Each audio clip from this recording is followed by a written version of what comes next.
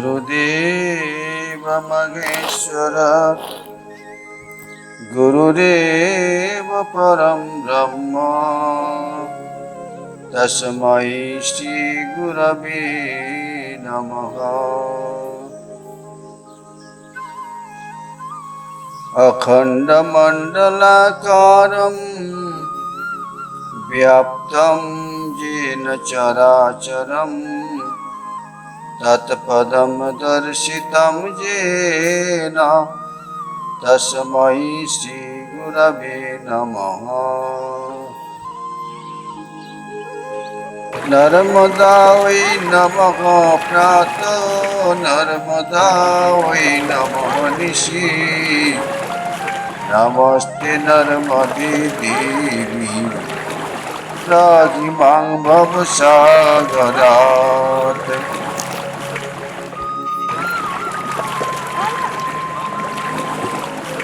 ओम श्री परमात्मने नमः।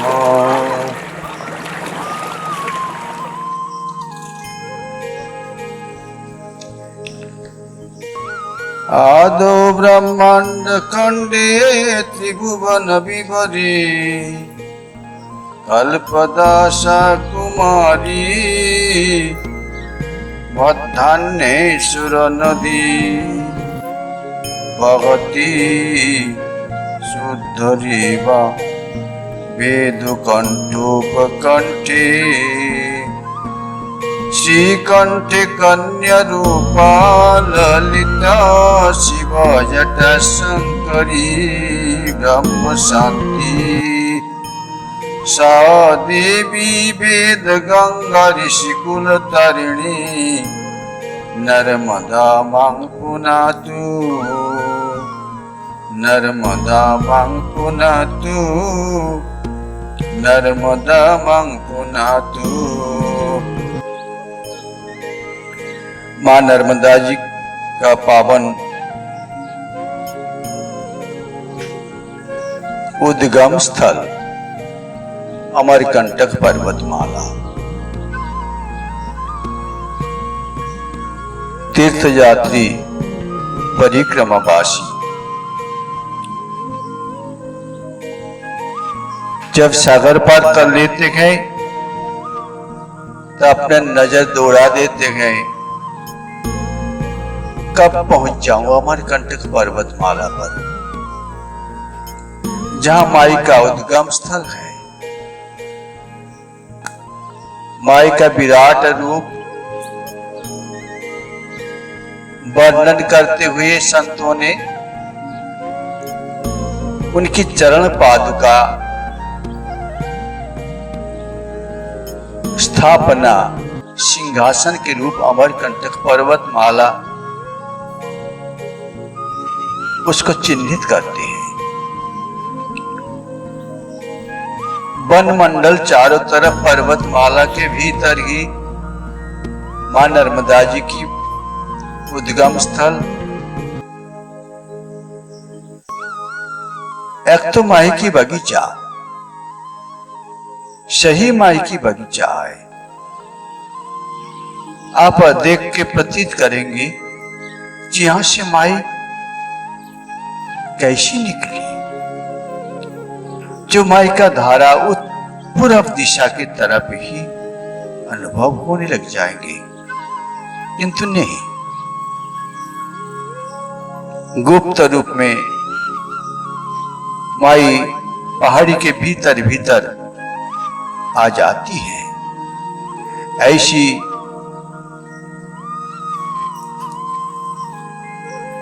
आस्था है,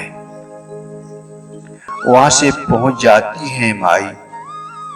नर्मदा जी की कुंड जो है वहीं पर परिक्रमावासी पार नहीं करते उसी स्थल आजकल रास्ता बना दिया, उसी रास्ता लेकर माता जी के पास माई की बगीचा में आप पहुंचते गए, दर्शन करते गए।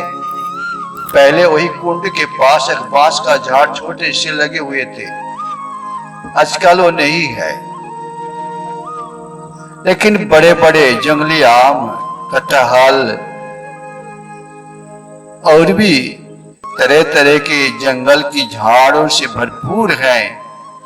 ठंडक बना हुआ है वहां। गर्मी में भी रात्रि के समय ठंडा अनुभव हो जाते हैं। और बरसात में तो बहुत बरसात होने का जगह है अमरकंटक पर्वतमाला। माई की कुंड में जल भर लेते हैं, फिर जल भी वहीं पर चढ़ा देते हैं भोलेनाथ जी के मंदिर में। पास में पिता पुत्र का स्थान है। फिर चले आते हैं माता जी का जय जयकार देते हुए आगे पहुंच जाते हैं रेवा कुंड। रेवा कुंड के जो मूल पिता पुत्र का आमने सामने मंदिर है वहां पर नहीं जा पाते परिक्रमावासी। लंघन होने का वह स्थान है, इसलिए दक्षिण तट पर होके माई की जलधारा जो है वो धीरे धीरे तीर्थ यात्री बिहार वन के भीतर प्रवेश कर जाते हैं। अरंडी संगम मिल जाते हैं। फिर आके पहुंच जाते हैं कपिल धारा। कपिल धारा माई समतल भूमि माने पहाड़ी के ऊपर समतल भूमि जो है उसको देखते हुए किनारे किनारे ब्राह्मी बूटियों का भी चारा मिल जाते हैं, ब्राह्मी बूटी मिल जाते हैं और भी जड़ी बूटियों मिल जाती हैं। फिर परिक्रमावासी प्रवेश कर जाते हैं दक्षिण तट पर बिहार वन में। बहुत लंबा रास्ता तय करना पड़ता है।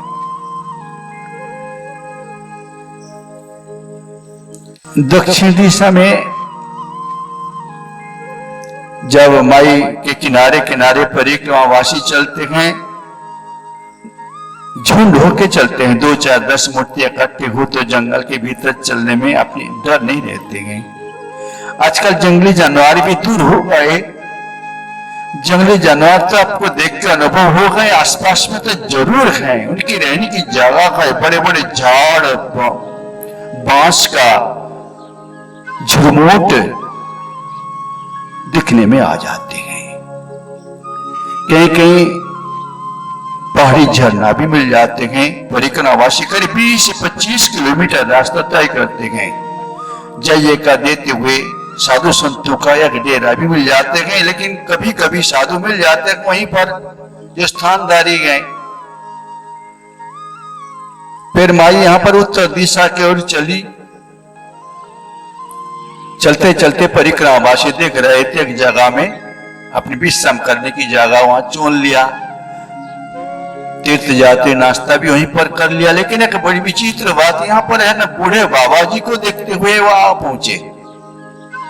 बूढ़े बाबा जी उम्र तो अंदाज 70-75 साल की हो सकते हैं। मुस्कुराते हुए आके बैठ गए। कौन थे वो पता नहीं। परिचय वो दे रहे थे चरवाहा के रूप में, लेकिन उसके हाथ में लाठी भी नहीं है। बैठ गए, पूछा परिक्रमावासी है, यह एकांत जगह है, जंगल है, ये केवल गौ चराने वाले लोग यहाँ पर आते हैं, नहीं तो दूसरे किसी का आने का तो यहाँ तो जगह भी नहीं है ना। परिक्रमावासी बहुत कम इधर से निकलते हैं। तो और भी बातचीत कर रहे थे तो परिक्रमावासी पूछ बैठे, जो कभी आपको यहाँ पर जंगली जानवर मिला? हाँ हाँ हाँ, क्यों नहीं मिला, यहाँ मिल जाते हैं, एक बार मिले थे, मैं बैठा था। उनने निशानी बताया अपने जांघे के ऊपर। एक शेर सामने उनने देखा। शेर उनके पास पहुंचे, वो जमीन पर सो गए। उनके जांघ के ऊपर शेर का नखून लगा, उसके ऊपर से कूद के चले गए। ये भी बताया उनने, और उन निशानी भी बताया। लेकिन हम लोग कहते हैं, हम लोग जंगल में रहते हैं ना, तो रहते समय जंगली जानवर से किस तरीके से अपने को सुरक्षा किया जाता है, वो तरीका अपने को मालूम है, इसलिए हम बच गए, इस प्रकार बताया। लेकिन कौन थे ये बीहड़ वन में?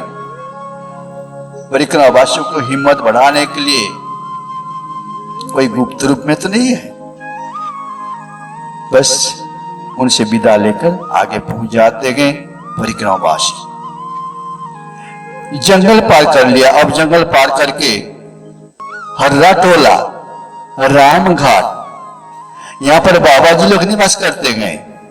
बड़ी सुंदर माई की किनारा, माई की दोनों धारा देखेंगे तो मालूम होगा हम कूद के इधर चले जाऊं, इधर चले जाऊं, इसी स्थान है। एक पुल भी है, तो वहां पर संतों का निवास है, संतों का ठहरने की भी, विश्राम की जगह भी है। अब आगे चलना पड़े, आगे बहुत दूर कोई रोज डिंडोरी शहर पार किया, डिंडोरी शहर पार करके फिर मंडला पार किया। मंडला में एक बड़ी सुंदर स्थान है जामदग्नि ऋषि का आश्रम, वहां पर बुढ़नेर नाम की एक नदी का संगम भी है। वो स्थल भी बड़ी विचित्र है, याद रखने का स्थान है। कैसी निर्मल जल, तीर्थ यात्री परिक्रमावासी पार करके आ जाते हैं मंडला। मंडला के पास एक बड़ी सुंदर जगह है जिसका नाम सहस्त्रधारा है, दक्षिण तट है। ये सहस्त्रधारा के पास साधु संतों का निवास है, गौशाला भी है। लेकिन यहाँ की कथा ऐसी भी है, रावण जी यहाँ पर तपस्या कर रहे थे, उनकी कुटिया वहां पर बनी हुई थी। वहां पर सहस्त्र बाहु वहां पहुंचे थे। सहस्त्र बाहु बहुत सारे उनकी रानियों के साथ वहीं पर जल केली कर रहे थे और हाथों से माई का बंधन जैसे बांध दिया। हजारों हाथ जिनके पास है बांध दिया। तो ऊपर रावण का तपोभूमि है, रावण का जो डेरा डंडा सब माई के बहाव में आगे बढ़ने लगे, चढ़ने लगे। रावण के आसन भीज गए। अब रावण से रहा नहीं गया, उनने आंख खोला, देखा जल की तरंग यहाँ क्यों? तो उनने आगे बढ़े, सहस्त्र भाव के साथ मुलाकात होते हुए सहस्त्र भाव ने उनको फटकारा, बंधु बना दिया। वही स्थान है, आज भी है। देख के स्तब्ध हो जाएंगे, कैसी विचित्र प्रकृति है। पहाड़ी चट्टानों के भीतर से माई फाड़ फोड़ की पर्वतमाला आगे चलती है। हजारों बाधा परिक्रमावासी चले आते हैं। अब तो भेड़ाघाट तो देखने की लायक जगह है। स्वयं मरमर का पत्थर, चट्टान, बिल्कुल थोड़ी सी धार है।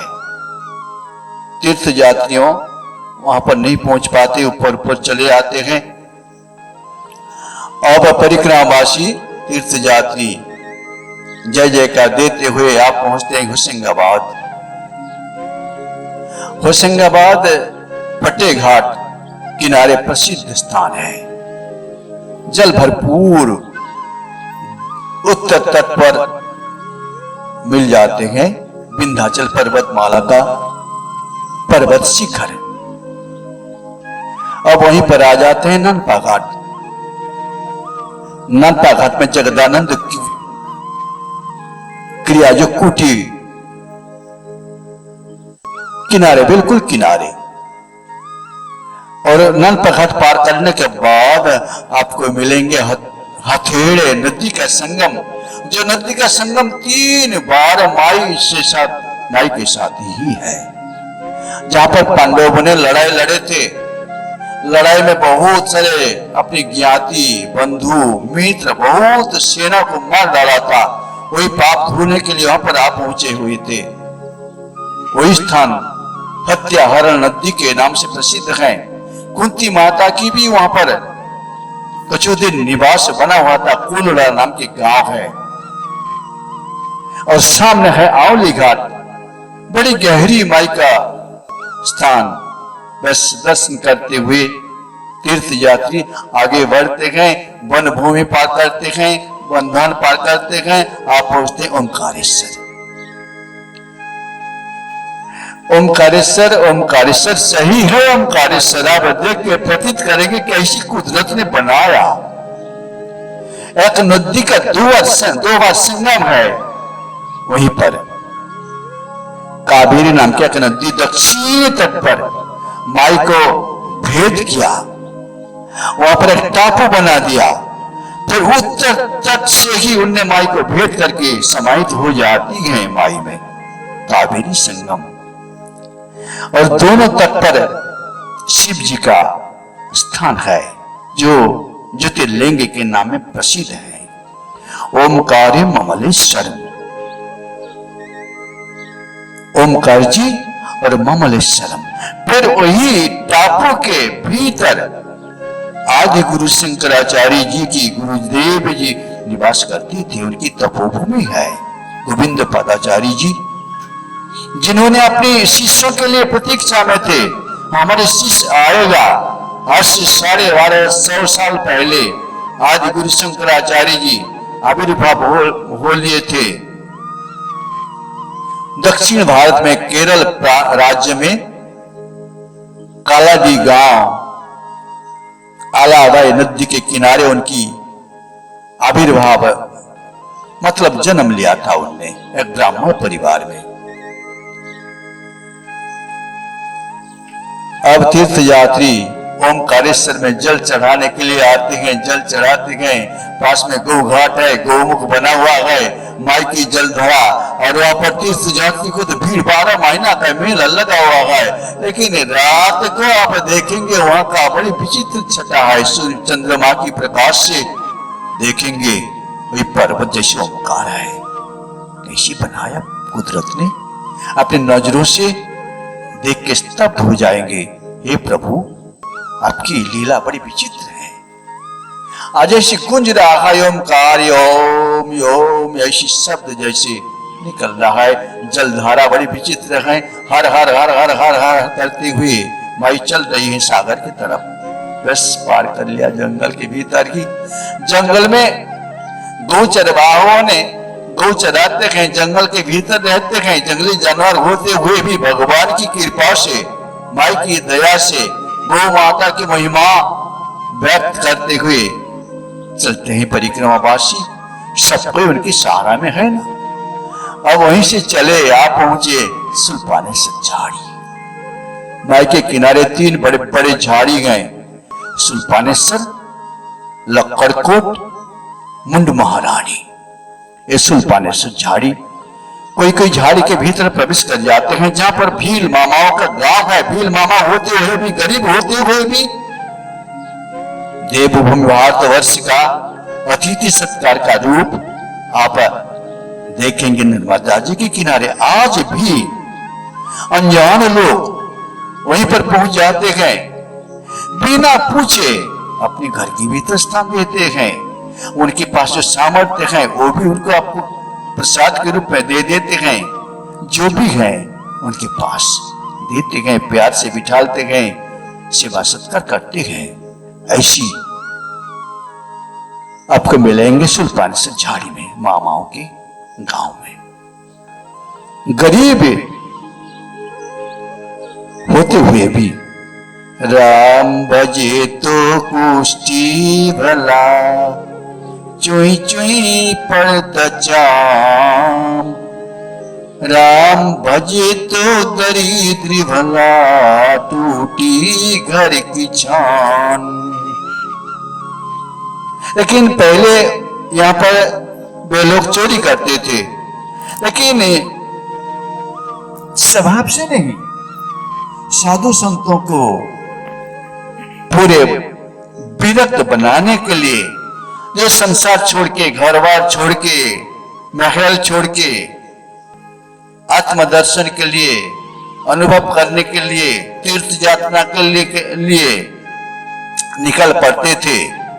वही स्थान आप पहुंचने से मामा लोगों ने उनके पास से वस्त्र ले लेते थे, कमंडल सारे चीज उनके पास से छुड़ा के लेते थे। आज नहीं करते हैं। आज वो लोग सुधर गए, मतलब प्रभु की दया से उनके पास संपन्नता है, सरकारी सहयोग, वो लोग मेहनत करने लगे। पहले जंगल में जो कुछ मिल जाते थे उसी से उन्हें गुजारा करते थे। जंगली जानवर, जंगल का फल और जल में जलचर जीव भी वो लोग अपनी जीविका के लिए इस्तेमाल करते थे। परिक्रमावासी शूलपाणेश्वर झाड़ी दर्शन करके भी अवल हो जाते हैं। प्रभु, एक संत वहां पर विराजमान थे और रात को ज्यादा जागरण करते थे। उनने देखा शूलपाणेश्वर झाड़ी के वहीं पर से प्रकाश लाइट जैसे आकाश मार्ग पर चले आ रहे हैं। उन्हें देखा, नजरों से देखा। आके ज्योतिषमती शूलपाणेश्वर झाड़ी में प्रसिद्ध औषधि है ज्योतिषमती, जानकार लोग उनके काम में लेते हैं। और बाबा जी वही लाइट को देखा, आके शूलपाणेश्वर झाड़ी के भीतर कहीं उतर पड़े। उन्हें देखा, फिर सवेरे वो देखा बाबा जी वहीं से लाइट के ऊपर चढ़ा जाके, फिर जहां से वो ऊपर चढ़े थे वहीं पर आके वो उतर पड़े। कैसी विचित्र सिद्धों का भूमि है नर्मदा जी किनारा।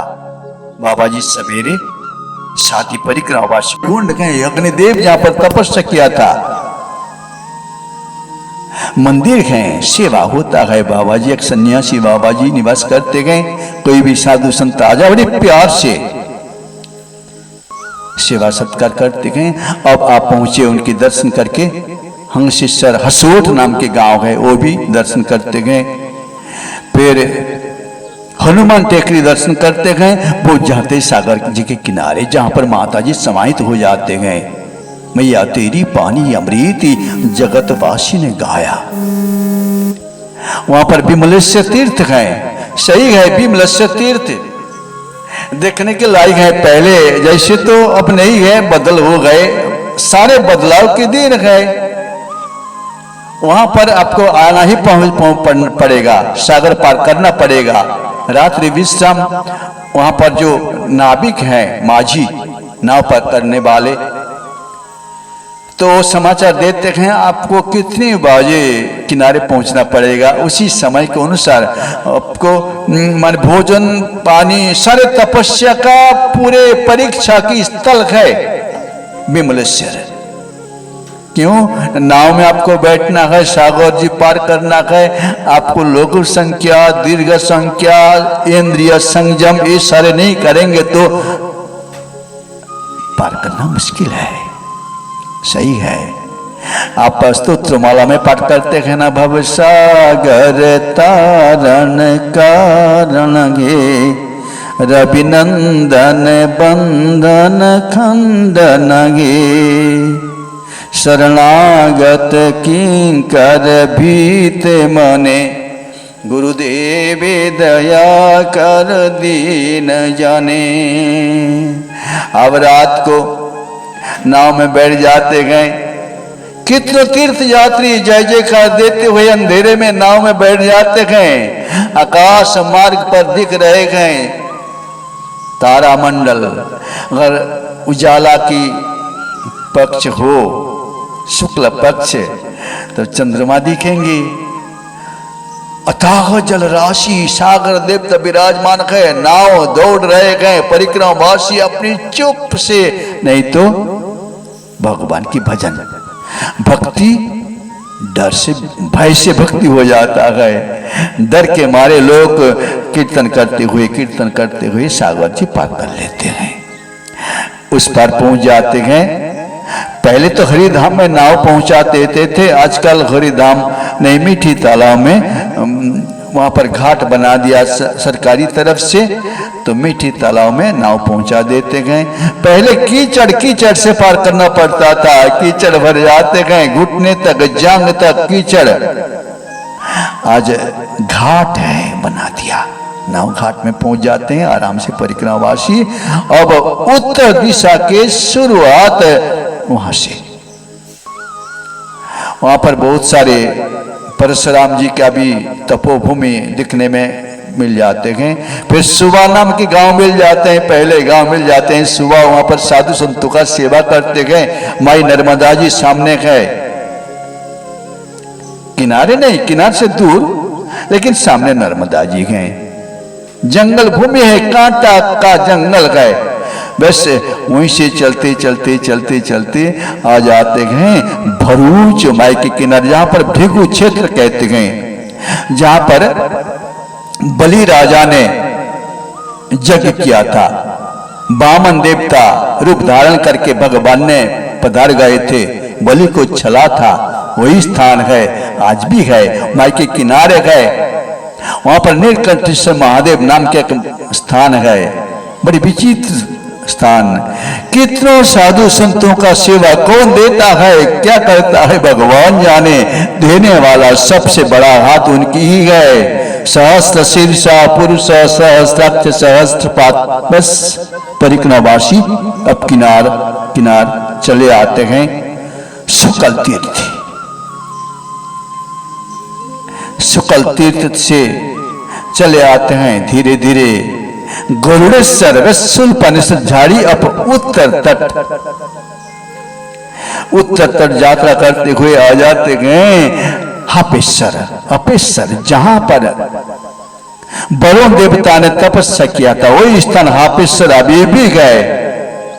बड़ी विचित्र भूमि में है। माई की जलधारा इधर उधर, बहुत जल था जल है। पहले तो ऐसे नहीं थे।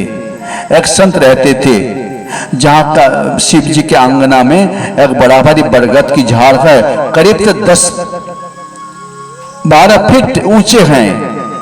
जमीन के साथ कोई संपर्क उनकी नहीं है। वही देखने के लिए परिक्रमावासी बहुत सारे जाते गए। माई तक है ही गए, लेकिन कैसी कुदरत की महिमा है। मिट्टी के साथ कोई संपर्क नहीं है, केवल जल फूल दूध जो चढ़ाया जाता है वही पी के वो जीवन धारण कर रहे गए। बड़े बड़े उनकी पत्तियां हैं। हापेश्वर दर्शन करके लौट के आ जाते हैं कड़ी पनी। फिर कोई कोई भीतर रास्ता भी है, बहुत चढ़ाई पर्वतमाला। चढ़ के शाम तक एक भील मामा के घर आ जाते हैं। भील मामा बड़ी प्यार से सेवा सत्कार करते हैं, जो भी बने उनसे देते हैं, खाओ रहो। परिक्रमावासी गए, हमारे पास जो कुछ भी है माई का ही दया है। माई देते हैं तो ये आपके पास पहुंच जाता है। बड़ी प्यार से सेवा करता है वो बेचारा। सवेरे उठ के वहां से यात्रा करते गए, आगे पहुंच जाते हैं कोटेश्वर। कोटेश्वर में एक संत रहते थे, करपात्री जी उनके नाम था। उनके पास एक चांदी का कटोरी, जिस कटोरी से उन्हें साधु संतों को सेवा करते थे। तपस्या के प्रभाव से, जैसे आपने सुना होगा, सूर्य भगवान ने अक्षय पात्र दिया था धर्मराज युधिष्ठिर को वनवास काल में। उनने वो अक्षय पात्र से सारे जीवन जीविका निर्वाह करते थे। उसी प्रकार ही ये भी उनको मिला था माई की दया से। कटोरी चांदी का बना हुआ, एक रुमाल ढकता वो ढक के रखते थे। कोई भी साधु संत आ जाए, वही कटोरी में जो कुछ भी चाह आपके पास है, रोटी सब्जी, वो मिल जाते थे। साधु संतों को सेवा देके फिर जल में सरा देते थे। वही स्थान है कोटेश्वर। कोटेश्वर से तीर्थ यात्री आ जाते हैं। अब माई के किनारे काशी जैसे गए, महेश्वर अहल्याबाई का वही राजधानी।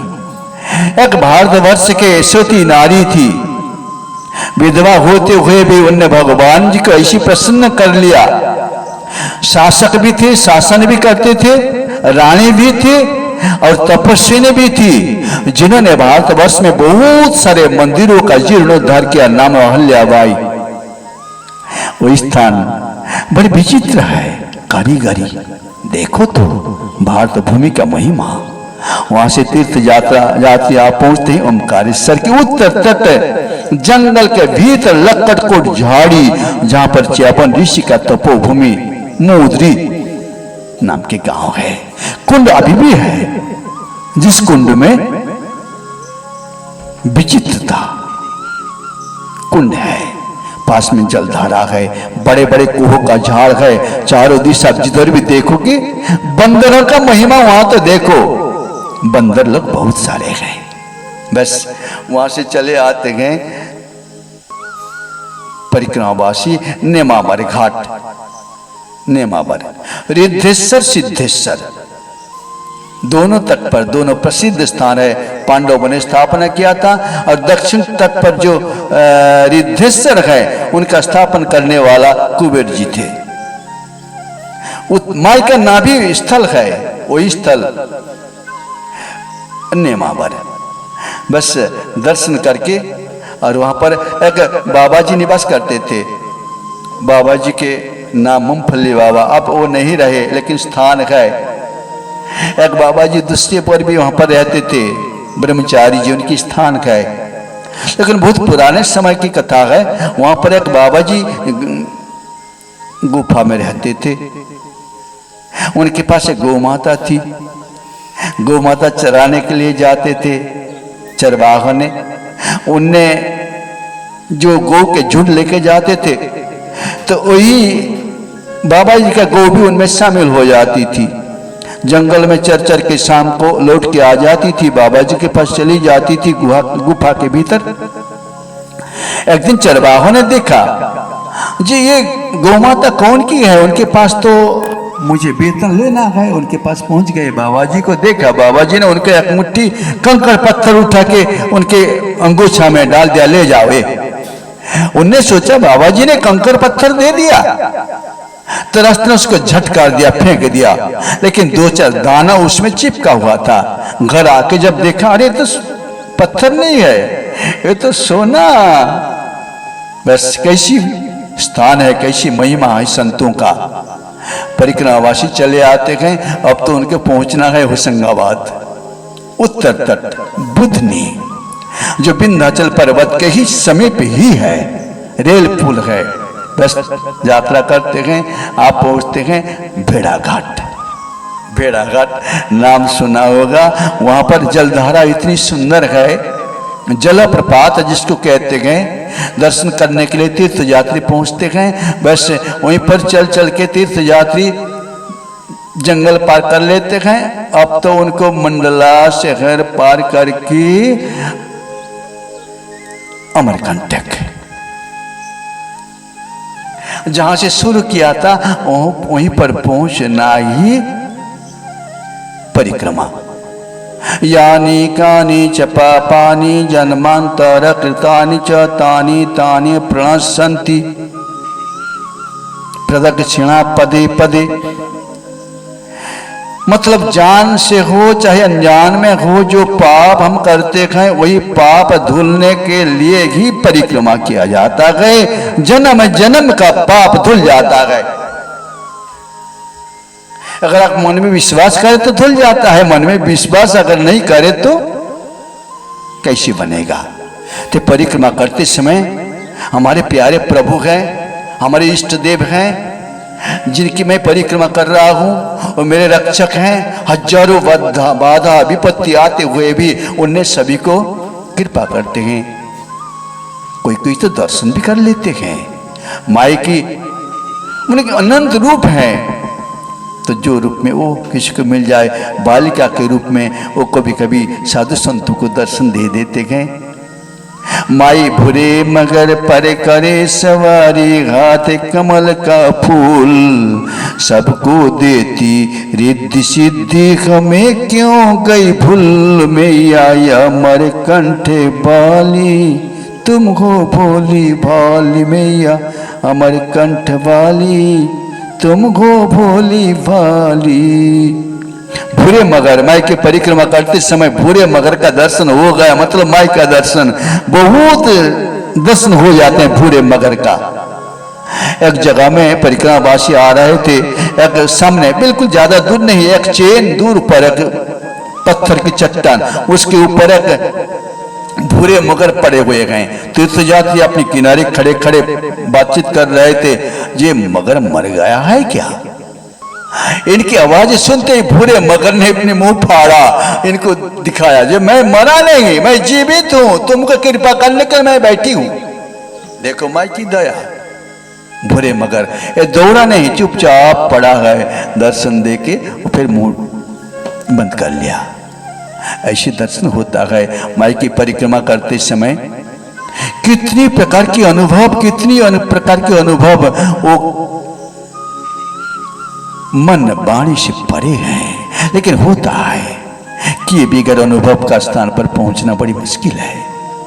जो करते गए अनुभव करते गए, लेकिन सुन के मनुष्य के मन में परमात्मा के प्रति प्रेम, निष्काम प्रेम, सकाम नहीं करना चाहिए। निष्काम प्रेम से मानव जीवन जब मिला गए, इसी जीवन में हम निष्काम प्रेम भगवान से नहीं करेंगे, इतना सुंदर शरीर दिए हुए हैं तो क्या काम का? शरीरम स्वरूपम सदा रोग मुक्तम जसश्चारु चित्रम धनं मेरुतुल्यम गुरुरंघ्रि पद में मनश्चिन्न लग्नम ततः किम ततः किम ततः किम ततः किम। ओम श्री परमात्मने नमः। ओम श्री परमात्मने नमः। गंगे च यमुने चैव गोदावरी सरस्वती नर्मदे सिंधु कावेरी जलस्मिन् सन्निधिं कुरु। भारतवर्ष में 7 पुण्य सरिता गंगा, यमुना, नर्मदा, सिंधु, कावेरी, ये सारी नदियों, तीन में 3 प्रधान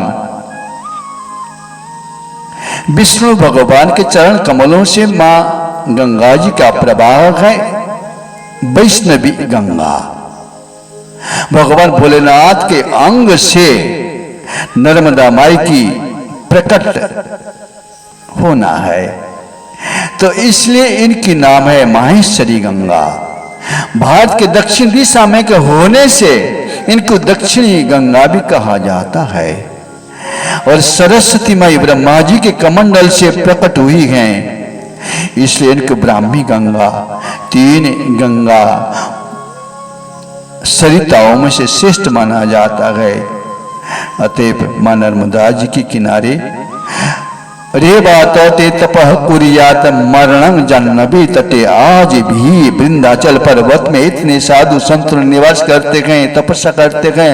वे लोग अगर एक साथ उठ के नर्मदा जी में जल भरने के लिए आए तो एक दूसरों का कमंडल टकरा जाएंगे, ऐसी साधु संतों का अभिमत है।